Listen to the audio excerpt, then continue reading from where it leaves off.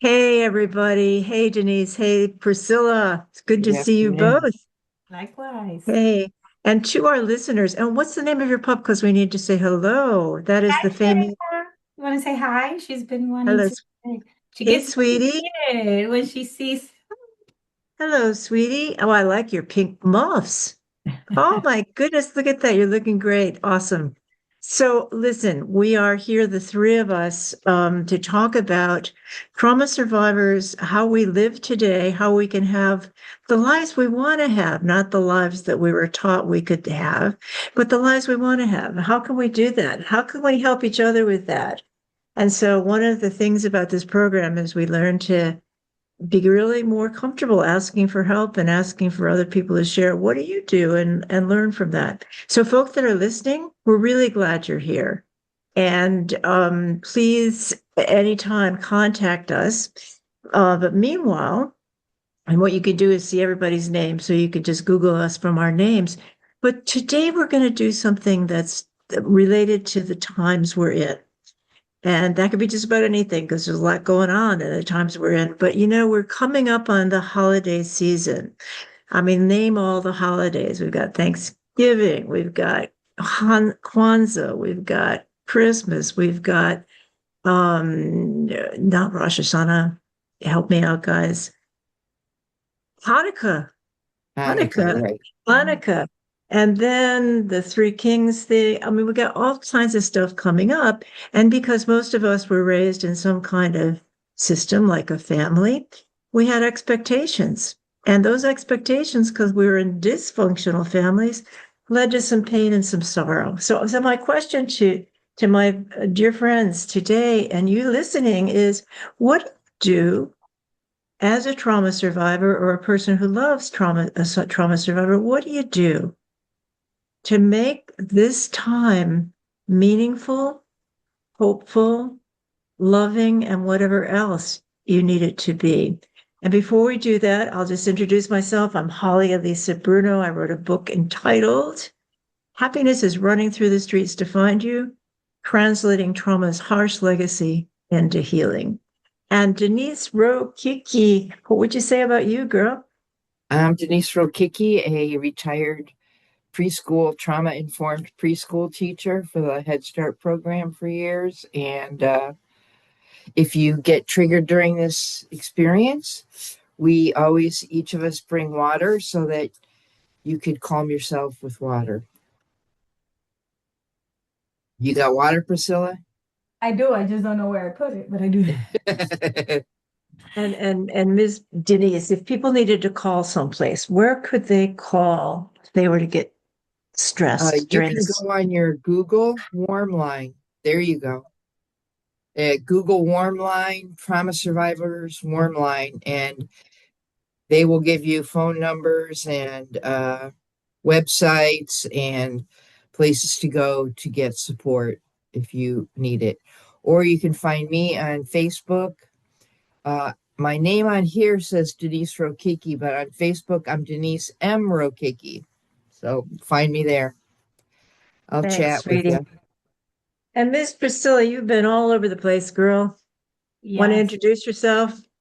Yeah. So I'm Priscilla Rodriguez. I am a trauma-informed play therapist, focusing on family and early childhood and family. And I'm also the author of Trauma Emotional Bond, Healing from Trauma Emotional Bond, and founder of Family Consulting and Coaching. And I do some work with children's and I have a therapeutic dog. I hope I didn't miss anything. That's awesome, girl. No, you got a lot to say there. And you just got back from Puerto Rico where you worked with community organizations and it went really well. Yes. Awesome. So, my friends, here's the first question. What expectations for the holidays were you expected to meet? And let's just keep it simple to start with in terms of where you were supposed to be. How about you, Priscilla? Were there expectations for you that you were supposed to be certain places at certain times for the holidays? And I think for a number of us, it's um, Christmas and Thanksgiving and all of that. Yeah. So how about you? Yeah. So what I remember and what I kind of also practice is because my mom had multiple children, two neurodiverse sisters. People will come, so she'll do like a lot of food, and the expectation was that everybody will come to my mom's home. And I also like, so I believe that was, but I remember also seeing family members coming and they will go to different and be like, oh, I have to go. I need to now stop at this person's house and I need to go and visit this person. And I created this dessert for this person. And I believe that in the Latino culture, that's what we do. We visit people. And so Even when, before, go ahead, Denise. even before, I remember with the Latino culture that when I lived in Pasadena, they would go visiting for Holy Mary. We would take Holy Mary to everybody's home and get cookies and visit the children. It was like a parade through Pasadena. It was so fun. Oh, that's fun. Did you have any of that, Priscilla? No, we would do like chorus. We would do chorus and we would go. I remember people would come to the house and my mom always having like these candies or like homemade desserts. So when the chorus would come or would show up spontaneously, we will be able to give them something to drink, some coquito or some desserts homemade. Yeah. So awesome. So thanks, Denise. So here's my question, Priscilla, and I'm going to ask Denise and meet this too. When you were no longer living at home, did you still feel the expectation that you needed to go home for the holidays? It was different, right? Because I was basically alone with my children. So I have, and when I did have family members around, I was maybe experiencing depressive symptoms, or I was probably in a rebellious phase of my life. So going to family's home will make me feel not welcome. So I would just stay home and endure those feelings and think that that's where I needed to be because I was now a mom. And did you get any grief? Like, well, we really wanted to see the grandkids on Christmas. I think I've heard that a lot, but I also believed that it was part of a costume to just say that. So because of my experiences, and feeling like the black sheep, I believed or made myself believe that my place was to be home, and if people wanted to see us, they needed to come and visit me. How were your kids with that? So as a single mom, I was really single mom. Like my kids, older kids' fathers were not involved nor their family. Mhm. I believe that I did a tradition for us. So we would bake cookies together. We would decorate the Christmas tree together. We would watch movies. So it was a moment of festive, but we created our own tradition in gathering. And do they still remember that today is what Christmas is about? Yes, actually, now that I have my daughters out of my house, I experience feelings of depression because it feels different when they start leaving and they only come. For me, it was they would stay with me for the whole day, and now they were like 2 years ago, they came, they ate, but they left because now they have to go visit the family. And I'm like, it hit me like, okay, they becoming independent. But over the weekend, we had it was a very nice experience to go shopping for Christmas decor, and we did our homes and we were sending pictures, and I could see how the legacy of gathering and creating a nice welcoming home and feeling content with that was nice. I also started 3 years ago because of this. I started feeling good by going to childcare center dressed as Cindy Lou Who. Uh, and my husband would dress like the Grinch. So we will put things in my site and allow childcare centers to not subscribe, but like book the Grinch visit. And we'll talk about what that would look like because I'll send like a Grinch kindness activity for the week, and then the Grinch comes. And it's nice to see the kids not scared of the Grinch, but it's also a very fulfilling and tiring activity that we create, and it's very That's nice. so fun. And your husband is into this. I make him. Ah!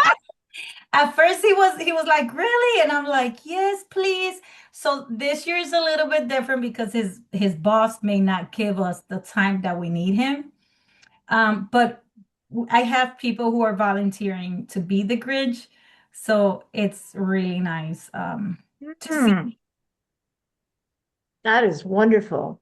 That's wonderful. So this year you're going to do the Grinch visit at a couple of childcare Yes, and I feel like centers, or for what, or how are you going to do that?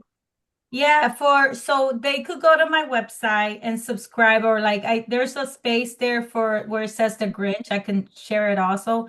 And childcare that wants to participate, if I have enough gift, I give them, but if not, the we request the childcare to provide the gifts, and we will bring the gifts. Part of it is, and for me, that's what it is about. It's about creating conscious that Christmas is not just about giving, it's part of what we do. So during those events, one of the things that I also encourage and teach childcare educators is how do we celebrate culture and make it fun during these times? So I will, right now I have this thing, it's called Holiday Around the World. And last year, the children's will go to each circle space in their centers, and they will sing Haitian chorus, Dominican parade. It was the Puerto Rican parade, and they will give them something in return for coming to visit them. So it's like practicing a little bit of what it's. And for Hmm, me, it's all about that. It's creating conscious. It's creating a momentum. It's making it happy and being in gratitude. I hear you, girl. Okay. So you handled family demand to be with the family, expectation, everybody goes to your mom's house by saying no. It's not a good place for me right now. And you just set up your own traditions so that, if you felt like whatever you felt, you could be doing your own traditions. And that worked for your daughters. And Yeah. Denise, how about you, girl? Did you have a lot of holiday expectations when you were a kid? When we were a kid, yes, we always did, did the right family at the right time. That was always coordinated, and we did midnight mass, and we got our gifts Christmas Eve because Santa Claus would come while we were at our grandmother's. Then, when I moved away to Arizona, my partner always came home back over east here to her parents for Christmas because they would pay for her plane ticket and all that, which I ended up just staying in Arizona. But I would Mm. stay with my friends, family friends, friends that I knew well. So I just did my own thing, kind of. Did you guys, your friends in Arizona that were not going to their biological families, did you guys create traditions like Priscilla did? Um, no, I would go to my friends' family events. So Okay. yeah, and we would,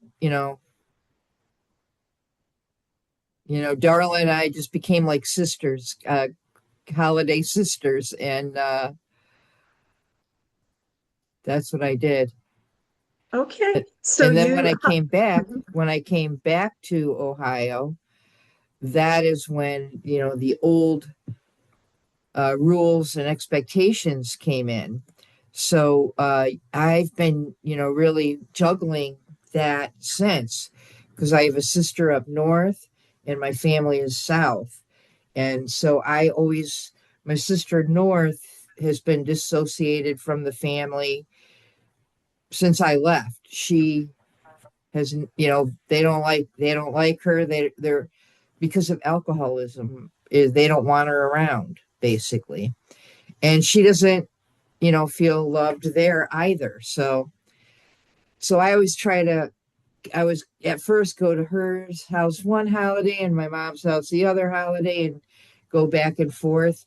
But I felt empowered by that because I could say, no, I'm going here, or no, I'm going there. I could say, no, I'm going there and not go anywhere even. And they So, wouldn't know.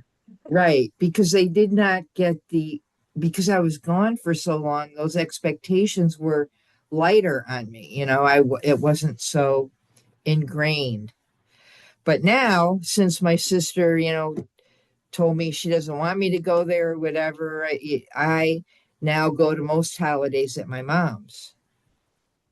And so this year, my mom wanted me to ask my sister to come to Thanksgiving. So I did ask her, and she was open to it for a minute, but then the next day she wrote and said, no, I can't do it. So I just said, I accept your best judgment. You know what's best for you. If you don't think you can do it, you can't do it. But at first, she wanted me to go pick her up, which makes a Hours. three, it's 2 hours for me to drive down to Columbus. But to go pick her up, it would be 2 hours up and then 3 hours back to go to Columbus. So it turned it into I could say, no, I can't do that. I can't do that to go to Thanksgiving. And so she decided she couldn't do it, which is fine. And I don't have guilt about it. I'm going to go. Going to go. My nephew's birthday is the Saturday after Thanksgiving. So I'll celebrate with him. And the day after Thanksgiving, also, I put up my mom's Christmas tree now. That's an expectation. So, and in the last couple years, I've been bringing with me arts and crafts to do at my mom's. And because my mom and I really, we can't talk about anything. We just don't have any similar interests, or I don't know. We have a hard time talking to each other. But if I brought arts and crafts and her friends could come over and do them with us, it was much more pleasant for all of us. So I've been doing that. This year I got diamond painting. I don't know if you've seen that. They're like, it's a little stylus and you Yeah. decorate ornaments. So, I mean, I'll have a good time. yeah, that's been working for me, making it, as pleasant as possible. Nice. I can see how we both have gone through certain things and what it could be different, right? Because you say you will go to your friends, and I was a young mom. So I had to stop going to my friends because going to my friends meant being peer pressure to drinking and having fun. And I think I got a sense of awareness that I had to model for my children and be the type of parent that they knew that they can rely on and not ever feel unsafe. So that kind of made me be more like a homey, but being like away from my family, like I guess one of the things that I like is enjoy what's happening in the community. So like if there's a parade, you're gonna see me there. If there's something happening, you're gonna see me there. And my kids also are getting the sense of enjoying what that looks like in a safe way. I noticed a lot of the families that I work with, because I post on Facebook, I notice a lot of the families do that. Any homemade handcraft shows, or like Home Depot, who teach you how to make a chimney, or I don't know, every little place, they tend to go to every one of those kind of activities, a parade, arts and crafts show, or shopping, or cookies with Santa, donuts with dads, whatever. They have tons of things that people tend to do a lot. Now, New Year's, it's a big thing at least for Puerto Ricans. New Year's is a big thing. Um, How and so? What's the expectation there? you dress up nice. So for all the holidays, you dress up nice. Yep. Um, I've noticed that the last couple of years, I haven't really been emphasizing on the way I dress. It's just be like, whatever. But for New Year's, yes, it's everybody wears new clothes. We find a place where we gotta go and say goodbye to the year. Um, but again, because I had kids, for me, New Year's, when everybody's celebrating, I will wake up like in the middle of I will go to sleep hoping that I did not have to hear the people or nothing, that I would just wake up to the New Year's day. So I will go to sleep, and at 12 o'clock when I will wake up, because people will make noise outside, or when you hear like the fire, I will cry. But then I knew that I was, and actually maybe because I've been speaking about it and I've been really encouraging people to like, how do we reframe adversity to make it understanding? Um, so I think that that's something that I started develop. And for me, New Year's meant new opportunity, another year to make it better, another year. And then I'm saying I'm like grateful for all the experiences that I've learned in the last year. So we would do vision boards. Me and my family on between the first or sixth, we schedule a vision board gathering. And that's what we do. And we talk about all the great things we left behind and all the great things ahead. So if someone's not familiar with a vision board that's listening, can you just describe to us how you do that and what that is? Yes, so I wish I had one here to show you guys. I actually have it on my office, but a vision board is where you could do a vision board, you could do a kindness board, a manifestation board, and it's where you cut things or you write things of things you're working on that are not there, but they in your heart, and you start in gratitude. Part of what we do is we put all the stuff there.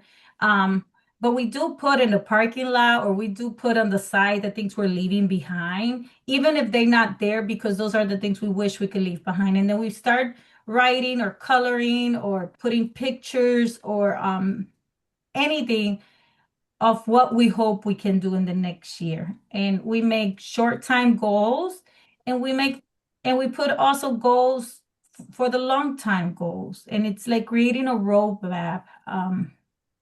And then we hold each other That's so accountable the cool. following year. Like, what happened? Why didn't you did that? And here we go, another year. You still put in there in the vision board.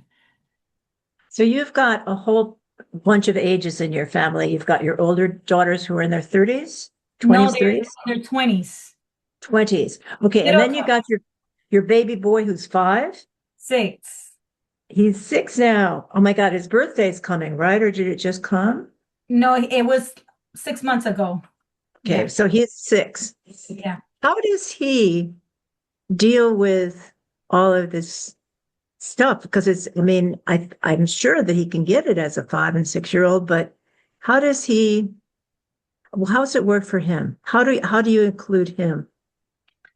It's exciting because we will give him a paper and he has to create his own artistic idea. There's pictures to show their sign because he's 6, he doesn't remember probably what we did last year. So there's pictures to remind him, and we include him in everything. And honestly, with him is the one that I have the most fun because he has the innocence there. And so we recreate everything. And we also have the elf. He comes and visit us, and right, it's a thing that we have created. We have a whole bunch of elves. So yeah, we just include him, make sure that he knows. So with him, I still continue making cookies. This year, I will be making cookies with my granddaughter for the first time. We watch movies, and help him understand and say, like, what do you think about that? And do you think this really happens? And with him, I really enjoy because, again, he has that innocence in there. So I like to keep it magical. And he's a fun-loving kid. I mean, Yes. he's fun and you've helped him really be expressive. So my friends, when I look back at Christmas, my family had rigorous set expectations. For example, there was my mother's family. You know how they used to call it her side of the family, his side of the family? So on her side of the family, we had to go to Olean, New York, and we had to stay with probably Aunt Norma. And we had to do certain things with Aunt Norma. And then we had to visit all the relatives, because my mother was from a large family. She had like 7 siblings. And so either those people would come to Aunt Norma's or we'd go to their place, and we had to visit everybody. And then, now this was all in upstate New York, then we'd drive from Olean, New York, way up to Rochester, New York, where my immigrant family was from, in the Sicilian ghetto. And it's interesting. We did not stay with my father's family. My mother had a sister, Aunt Esther, up there. So we would stay with Aunt Esther, and we would go to my grandfather's house, and everybody would come there. And again, there were rigid expectations. There was Sunday dinner. It had to be at Sunday dinner. And the kids could not talk at Sunday dinner. The adults had wine. The kids had what was called pop. And my grandfather didn't particularly enjoy being with children. So what he had us do was go into this room that had no windows and sit there and not talk. And so every Christmas was a rigorous travel schedule. And I had no say in it. It was just, this is what we're doing.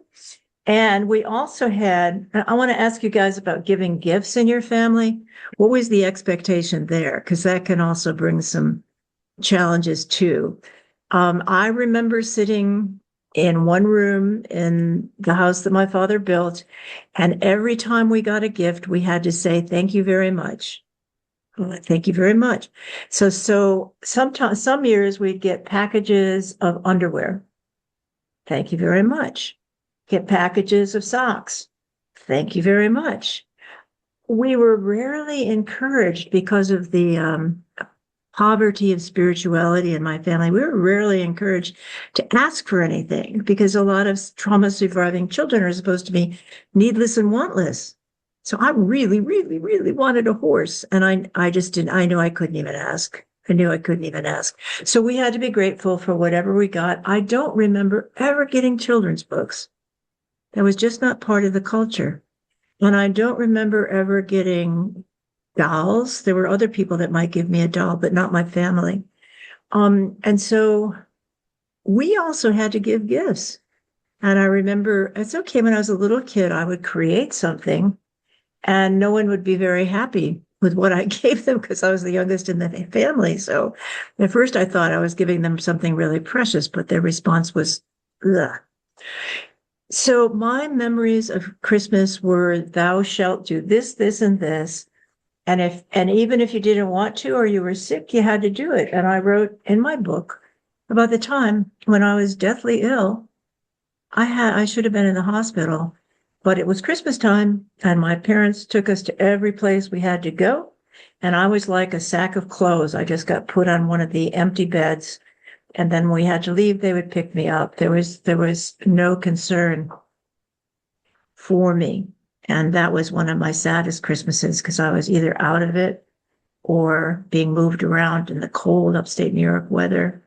So for me, the expectations set up at Christmas were very much no choice. We had to go visit relatives. And so when I became no longer living at the house, I had to go Thanksgiving, Christmas, Easter to my parents' house. And what do you do when you get married or you have a partner and you need to go there? And when do you go there? And it was so rigorous that there was just the expectation we would go. But so I did it for a number of years. I did it. And I dutifully brought gifts. I was different about gifts, though. I consciously wanted to give gifts that people would like. And so I worked really hard on that. I think if there was anything else, I think here's the thing. If family gatherings, and you both have talked about this somewhat, you've talked about community and family and doing things that are fun and baking cookies. If family gatherings could be fun, people doing things that they love and getting to see people they haven't seen. That was not part of my family. The depression was so strong in my family that there wasn't great joy to have anybody. I mean, we all greeted people at the door, but there wasn't great joy. The adults, maybe my mother would catch up with her siblings and say, well, what's going on, blah, blah, blah. Because in the days, there was no internet. Even the phone service was different. We were on party lines. So I was left with the expectation that Christmas was rigorous, scripted, and non-negotiable. And the one thing I loved about Christmas, because it was upstate New York, was that I would love that it almost always snowed. And so I would go into the little living room by myself and watch the snow falling through the streetlights. And that was one of my favorite memories. Yeah. But the other thing was my birthday came right after it. And because my family was so frugal, they would always say, here's your gift. Now this is for your Christmas and your birthday. Be grateful for what you're getting. And that was non-negotiable too. I think I spoke up about that one. So I was left with some tough expectations that were not about joy for Christmas. Denise, and Priscilla, you were left with, it sounds like you were left with disconnection because your mother was having everybody over. And so you would get to see everybody, but you couldn't because, and help me understand that you had little kids and you felt taking the little kids might be not appreciated or you might not be appreciated, or what was going on there? Is it me? Yeah, when you Yes. were, when your family's Christmas was everybody came to your mother's house. And then you had your own daughters and you decided, I'm not going to do this. And did you ever stop and think, well, wait a minute, maybe I'd like to go there with my two kids? Or was that not possible? Yeah, it was possible. I chose not to because it meant, so my mom left back to Puerto Rico when I was 18. So by Okay. 21, I had already three kids. I was a young mom with young kids, very young kids. And going to my family house meant that being thrown on my face. Right. So what it was supposed to be fun, it was fun, but it came with a price of judgment and this is what you should have been doing, but because you had kids, this is what happened. Or like when I was if I was parenting my children, I had to hear somebody else's idea of what parenting looked like. And when I became a mom, I became like a very protective mom. Having the father abandon me, it was I remember saying, I'm gonna make sure I be the mom that could protect and do that. And to this day, my kids know if we will go to a restaurant and I feel like the waitress was treating us inappropriate, I will walk out because I did not want my kids to be fed from that waitress. Mhm. Um, Yeah. So you made a choice not to go because it sounds like there would be a lot of judgmentalism about you and some shaming. yeah, So the price of admission was you had to bow down to that yes. and Um, also witness, here's something I bet you wouldn't like, witness your own children seeing that happen to you. yes, and I didn't know at that time. At that time, it wasn't more of them seeing it because they were very young. Their body would have kept score, and I'm sure that they right now are carrying a lot of the things of modifications that we're working on the healing process. Um, but at that time, it was more like a me thing. It was more like me already being creating those boundaries of I'm not who you guys think I am, and therefore I'm not going there. And my And did gift, that cause even more trouble? I mean, because you didn't go, were you shamed afterwards for not going? no, because I will always use my children's as, like you say, I was in upstate New York, so over there it's always very cold and it's snowing. So that would be my excuse. Oh, it was snowing and I didn't want to put their coats on and I would have to just stay home. Um, Yep. yeah. So now, my friends, now that we're no longer in those families of origin, are there any commands that you still feel you must do or you should do to be to belong to that family? I do feel like I have to go either to my sister's or to my mom's. And, but I do it happily. That's why I moved back here, was to be involved with my family more. So, excuse me. I'm, I'm Mhm. happy with how I approach it now. I do get buy everybody gifts. Um, People get you gifts? People get me gifts. Yeah. Are they things that you like? Yeah, yeah, they're typically good stuff, and it's very pleasant. Yeah. It seems like you've created a space for healing and rebuilding and utilizing that space to somewhat create some type of repair, if I'm not mistaken. Yeah, Because I mean, I try to get along with everyone. When my sister Debbie used to participate in holidays, she's the one that lives up north, even when we were teenagers and whatnot, she would always create some huge drama that would affect all of us. And so, when my mom asked me to ask her to invite her, I was like, I don't really want to, but I did, and but she can't go. So, but even when there was one year since I've lived back here that I did go pick her up and bring her down there, and she got mad at me and was like mean to me or something. And so then everybody was mad at her because she was mean to me, which I didn't even, I just knew she was triggered and that, she was not coping well. And it didn't hurt my feelings, but everybody else was mad at her then. So we end up leaving.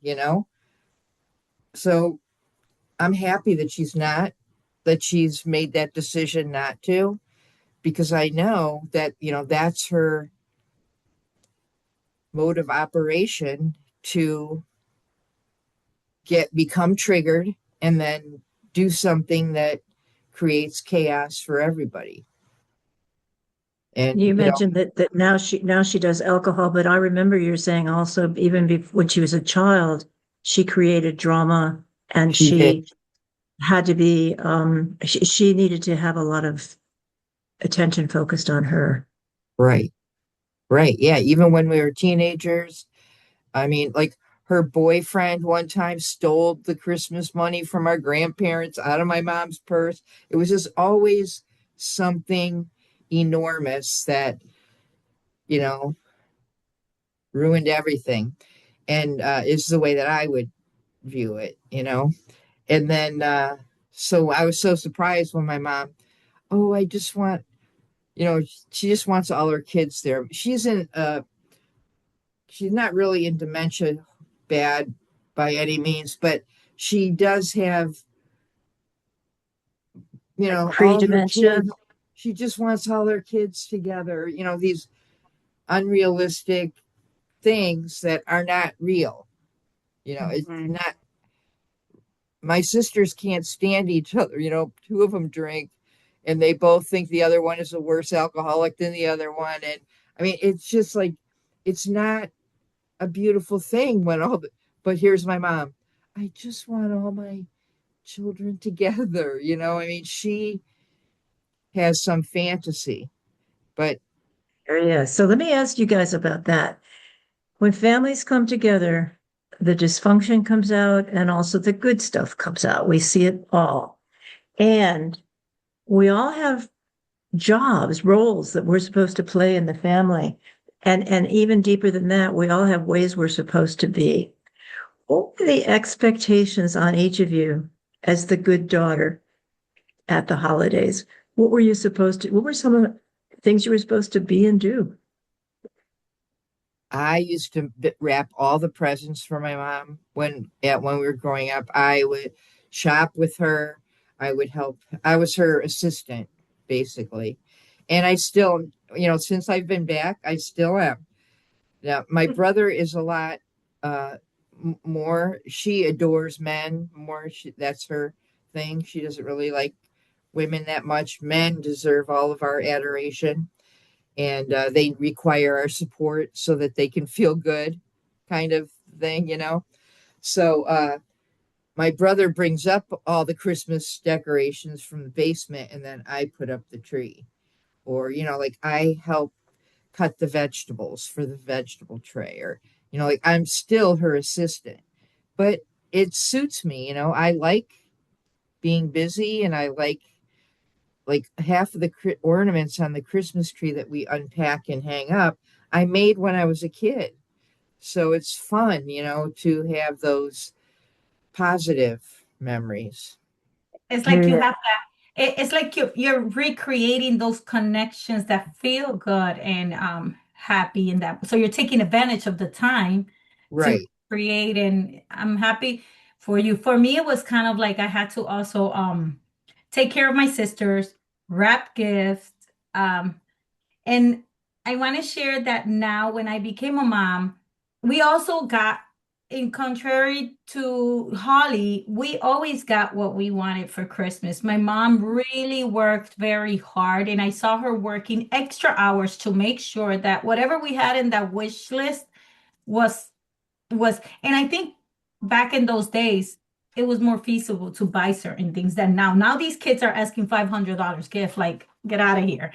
Um, but so with my when I became a mom and I started doing this, even though I was 21, I was already a nurse, a registered nurse. So I was able to pick up shift and bring money. But when we did our Christmas list with my children, so on Thanksgiving, we do Christmas wish list and we put it in the mailbox because this is when the elf comes. So we put the Christmas list, but my kids were allowed to get three gifts, but one was to give back. So they would choose three gift. They would have to choose two gifts, but one was for a gift back. We will adopt a family, and this is what we would do. So, Hmm. so as they got older, I still practice this tradition with my teenager and my 6-year-old, and it's about giving back. In the educators or when I'm working with families, what I encourage and we do is let's create either a letter, a picture, or something. I'll bring like stuff we could do with our hands to create something for somebody that they love. And I think it's about showing that. For me, it was always like showing that in because in my home it was I saw my mom work a lot. I felt like it's good to work for a goal, but then I noticed like we play with the dolls for a couple and then it goes to the garbage. I I think that when I became a mom, it was like living with intention to understand. I needed to understand why is this the way it is. But my life looks different. Well, the life that I'm creating looks different. And having that intention. So we don't adopt families no more because now we do the Grinch stuff. You've done a lot. I mean, I think you're right. Denise has done a lot to find her own self and peace and joy in the midst of the family as is and move back to be able to do that. And Priscilla, you have, in a very creative way, founded your own family with traditions that you wanted and cared about. Here's a challenge I had, and I want to ask you guys about this. For years and years, when I would go visit my family, I could not go as my true self. It was not acceptable for me to be my true self. I was supposed to dress nicely. Denise and I have talked about this phrase a lot. I don't know if did you get it, Priscilla? It was ladylike, had to be ladylike, had to be respectful, had not to rock the, we could not, I could not rock the boat. So we were all good, obedient daughters. And here I was running my own business, and I'm supposed to be a good, obedient Italian daughter. And after a while, I just said, I can't, this is so different than who I am. I need to start taking myself there. And that caused troubles. There was not room for me as myself. My father one time, when he was really angry at me, in my daughter's presence, yelled, "You're acting like a CEO." Well, I was a CEO. But to him, women couldn't do that. So there are a number of Christmases and holidays I chose, and I'm going to ask people because we're probably down about 8 minutes left. But I want to ask people that are listening, have you ever decided, because of the dysfunction of your family, that maybe not being with them is the way to go? And if so, what happened with that? I know, Denise, you did the geographical, what's called the geographical cure. And I decided many times that I was going to be with people that I love, that love me. And I had some really great Christmases with friends. My chosen family, we had such a good time. I remember one time I was with all these women from my college, and we were up on top of a mountain in New Jersey where they had purchased a house together, and we made pizzellis. Now, pizzellis, as you probably know, are those Italian cookies that look like spider webs, or they look like stars. They're beautiful and they taste great. And because a number of the women there were lesbian, I put purple, food coloring in, and we just sang and we laughed. I mean, it was such a beautiful day. And I remember getting up early the next morning, the day after Christmas, and taking myself on a walk so that I could feel and talk within myself about what was it like to not be with my family. And what I came up with is, yeah, I still have some guilt because I'm supposed to take care of my parents no matter what. And yet I feel such joy in being with people that are loving that I'm going to do that. So today, I don't do any obligations with the exception of feeling, and it's something I choose and want to do. I choose to be with my son for the holidays, and he really counts on that. And we always find a way to make it as good as it can be, given all the challenges that he faces. And yeah, so what about you guys? The same question. When maybe you guys remember the question better than I did. My brain just went. But the bottom line, I think, is, to be your true self at Christmas, how much of that do you need to be by yourself or with your chosen family? And that's why I chose to figure it out myself, because being my true self came with a price.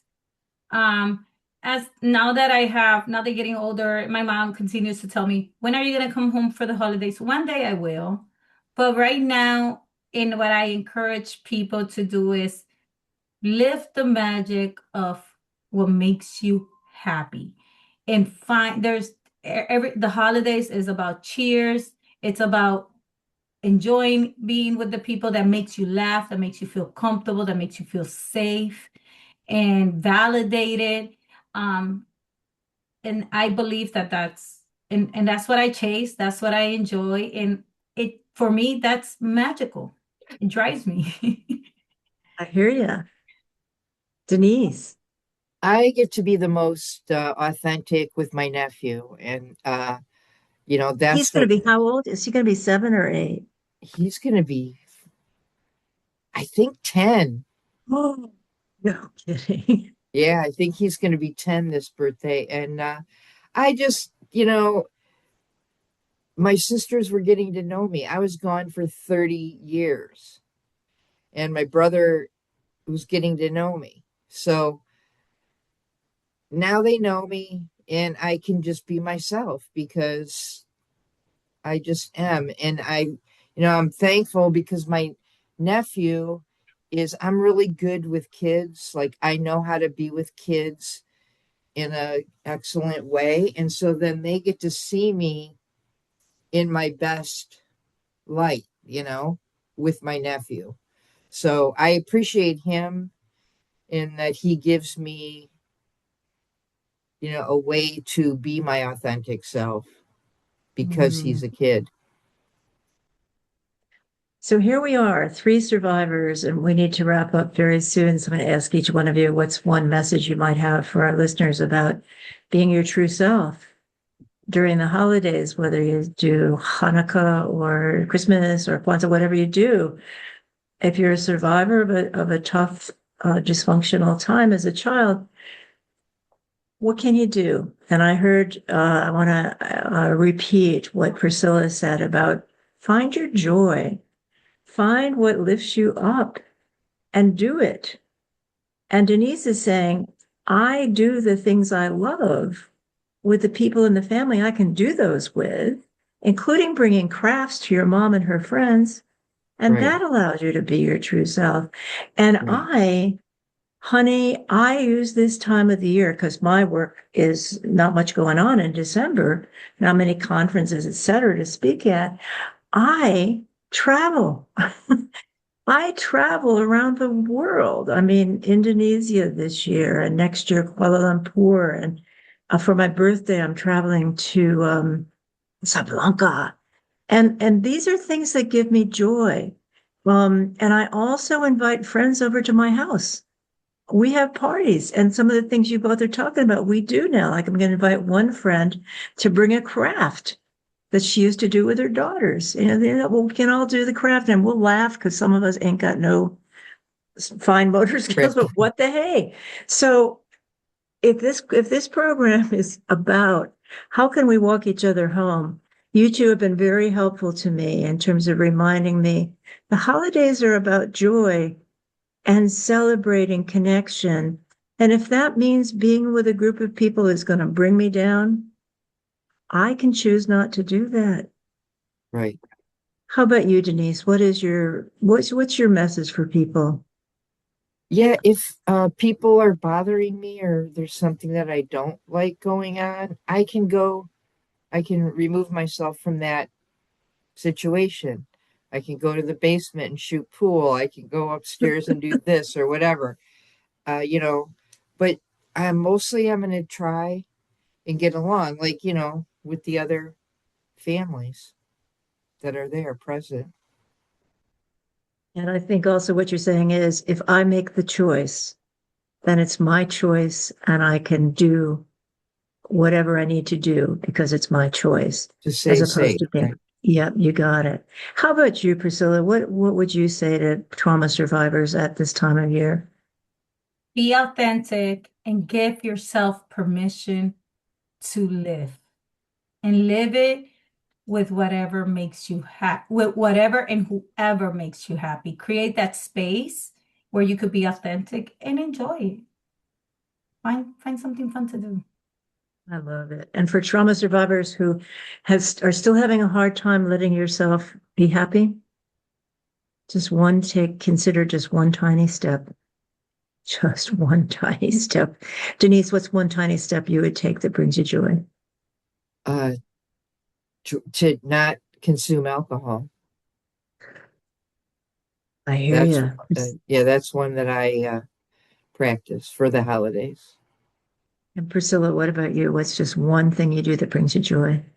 Yeah, well, it's like when trigger knocks on your door, remind them that remind your body, it's not you, it's what they did to you. So it's not fair. Knock it off. Don't open that door. That's great. And one of the things I do is take myself to see beauty. The minute the snow comes, I stop. And the wonder of that 2-year-old, 4-year-old, 6-year-old Holly Elissa just comes right out. I'm always stunned by I snow. love snow. I love snow. So let's say goodbye. And guys, we hope to see you next week as we talk about how we can walk each other home. Thank you both. Yep, Adios. thank you. So Adios. much. Adios. Bye, Gracias. Holly. Thank you. Thank you, honey.